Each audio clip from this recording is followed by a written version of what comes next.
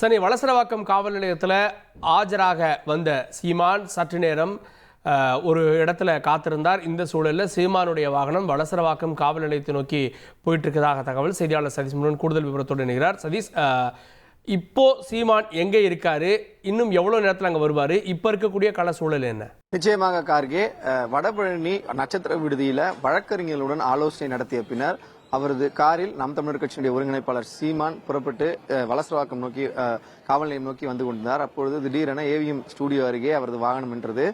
எதற்காக காத்திருக்கிறார் என்பது குறித்து விசாரணை செய்த பொழுது அவரது மனைவி கைல்விழியும் அவருடன் இணைந்து வருவதற்காக தகவல் தெரிவித்ததாகவும் அவர் வரும் வரை காத்திருப்பதாக தெரிவித்திருந்தனர். எனினும் தற்போது இந்த விசாரணைக்கு நேரம் ஆகிக் கொண்டிருப்பதால் 8 மணிக்கு அவர் வருவதாக கூறியிருந்தார்.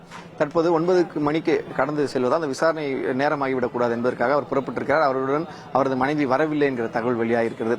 இன்னும் சரியாக 5 நிமிடங்கள்ல 5 முதல் 10 நிமிடங்கள்ல அவர் வளசரவாக்கம் காவல் நிலையம் பகுதிக்கு வந்து விடுவார். நாம் தற்போது அந்த வளசரவாக்கம் காவல் நிலையம் முன்பில் தான் நின்றிருக்கிறோம். இங்கே போலீசார் பலத்த பாதுகாப்பில் ஈடுபட்டிருக்கிறார்கள். அதற்குரிய காட்சிகளை நமது ஒளிப்பதிவாளர் மகேஷ் காட்டிக் கொண்டிருக்கிறார்.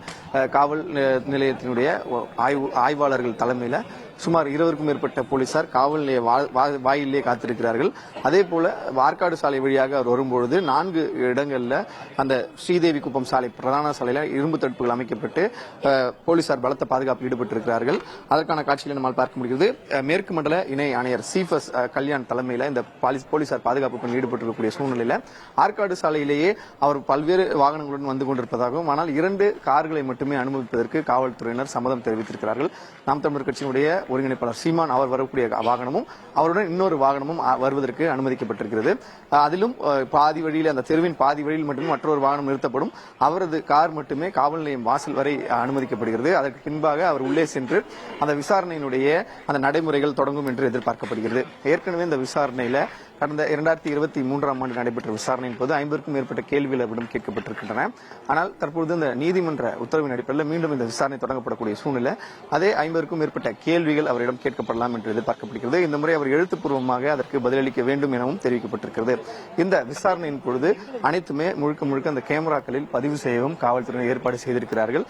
மிகவும் ஒரு சென்சிட்டிவ் கேஸ் என்கிற அடிப்படையில் இந்த மற்ற நடைமுறைகளும் பின்பற்ற காவல்துறையினர் தயாராக இந்த முறை எந்தவித தவறும் நடந்துவிடக்கூடாது. விசாரணையில உடனடியாக இந்த விசாரணையை முடித்து குற்றப்பத்திரிகை தாக்கல் செய்வதில் அந்த சட்ட ரீதியாக அதை எதிர்கொள்வதற்கு காவல்துறையினர் தயாராகி வருகிறார்கள். எந்தவித பிரச்சனையும் ஏற்பட்டு விடாமல் இந்த வழக்கை விரைந்து முடிப்பதற்கான அனைத்து நடவடிக்கைகளிலும் காவல்துறையினர் ஈடுபட்டு வருகின்றனர். தொடர்ந்து இன்று காலை 11 மணிக்கு அவர் இங்கு காவல் நிலையத்தில் ஆஜராக அழைப்பாணை சம்மன் அனுப்பி வைக்கப்பட்ட நிலையில அவர் மாலை 6 மணிக்கு முதற்கட்டமாக வருவதாக தெரிவித்திருந்தார். பிறகு 8 மணிக்கு அவர் வருவார் என்று எதிர்பார்க்கப்பட்ட நிலை தற்பொழுது அவர் வந்து கொண்டிருக்கிறார் என்ற தகவல் வெளியாகிருக்கிறது. 9 மணிக்கும் தாண்டி தற்பொழுது அவர் இந்த விசாரணைக்கு ஆஜராவதற்காக வந்திருக்கிறார். இந்த இரவிலும் கூட இந்த 100க்கும் மேற்பட்ட காவல்துறையினர் இங்கு பாதுகாப்பு பணியில் ஈடுபட்டிருக்கிறார்கள்.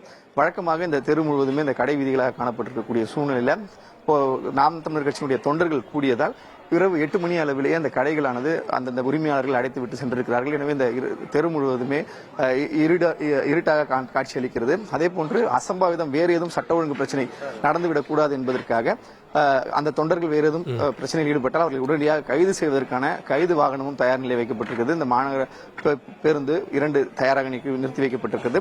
இது தவிர ஒரு ஆம்புலன்ஸ், அதே போன்று தீயணைப்பு வாகனம், மேலும் உயர் அதிகாரிகள் இங்கு நடைபெற்றிருக்கக்கூடிய அனைத்து சம்பவங்களையும் உடனுக்குடன் நேரலையில் பார்ப்பதற்காக காவல்துறையில் இருக்கக்கூடிய பிரத்யேக அதிநவீன தொழில்நுட்பம் கொண்ட modern control room mobile unit என்று சொல்லக்கூடிய அந்த வாகனமும் தயார் நிலையில் வைக்கப்பட்டு தொடர்ந்து இந்த சம்பவங்கள் அனைத்தும் காட்சிகளாக பதிவு செய்யப்பட்டு உயரதிகாரிகள் நேரலையில் அதை பார்ப்பதற்கான வசதிகளும் செய்யப்பட்டிருக்கிறது. இந்த சூழ்நிலையில் தான் இன்னும் சற்று நேரத்தில் நாம் தமிழர் கட்சியினுடைய ஒருங்கிணைப்பாளர் இந்த காவல் நிலையத்தை நோக்கி வர இருக்கிறார்.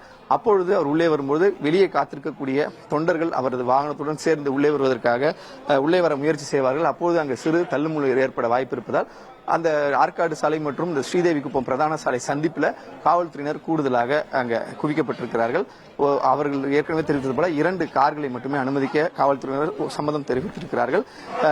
விசாரணையின் பொழுது நாம் தமிழர் கட்சியினுடைய ஒருங்கிணைப்பாளர் சீமானுடன் அவரது வழக்கறிஞர் சங்கர் என்பவர் மற்றும் அவருடன் 2 வழக்கறிஞர் என மொத்தமாக ஒரு 5 பேர் மட்டுமே இந்த விசாரணையின் போது காவல்துறை விசாரணையின் போது இருப்பார்கள் என்று தெரிவிக்கப்பட்டிருக்கிறது.